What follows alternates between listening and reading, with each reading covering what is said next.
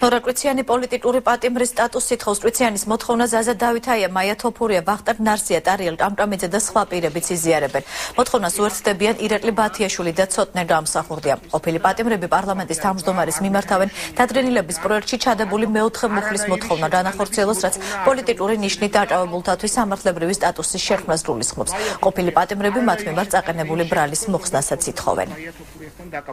ეს არის საკმაოდ ისეთი პოლემიკური კითხვა და ჩვენ უსამართლოდ რომ განშილი ვიყავით, ეს იყო ერთი უსამართლობა ჩვენს მიმართ, მაგრამ უსამართლობა კვლავ გაგრძელდება, თუ კი ის შემაფერხებელი გარემოებები, რომელიც ნასამართლეობას ახლავს თან, კვლავ ჩვენი თანხლები იქნება და ჩვენ ცხოვრებაში, ურთიერთობებში იქნება ხელის შემშლელი. ჩვენ ყოფილი პატიმრები აღშფოთებას გამოხატავთ იმ მეოთხე მუხლის ამოღებით, იმერც ვიტოვებთ, გაითვალისწინებთ ჩვენს გულისხმერებას და მიიღებთ დადგენილებას.